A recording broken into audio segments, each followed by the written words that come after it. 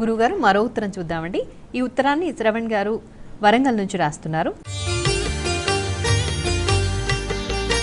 గాయత్రీ దేవిని వేదమాత అని ఎందుకంటారు తెలియచేయండి అని అడుగుతున్నారు.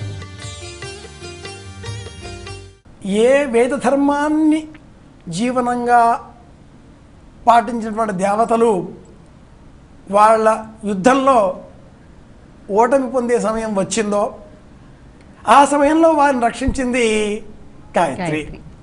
అలాగే యశ్చందసాముషభో విశ్వరూప ఛందోభ్యోధ్యమృత సంబభూవ సమేంద్రో మేధయా ఆస్మృణోతు. ఛందస్సు మనకు ఆనందం కలిగించేది, ఆహ్లాదం అంటాం.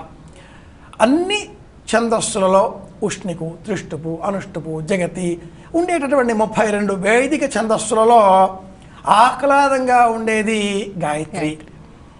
వేదంలో ఉండే సర్వ మత ధర్మ సార అంతా కూడా, సారాంశమంతా కూడా ఈ గాయత్రి ఛందస్సులో ఉంది అంటుంది వేద ధర్మం. కనుక దీన్ని వేదసారం అన్నారు.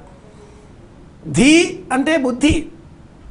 యోదేవ సవిత అస్మాకం. దేవతలందరూ కూడా ఏం కోరుకుంటారు? బుద్ధి కోరుకుంటారు. నిజానికి దేవతలు ఎవరు? ఈ దేహంలో ఉండేవాళ్లే. దేహమే దేవాలయం, అంతా ఇక్కడే ఉన్నారు. బుద్ధి మనకు కావాలి. ఏం చేయాలి? సవిత దేవత త్రిష్టుప్ ఛంద సంకల్పం చేయాలి. అలాంటప్పుడు మనం గాయత్రీదేవిని ఉపాసన చేస్తే వేదసారమంతా కూడా మనకు అలవడుతుంది.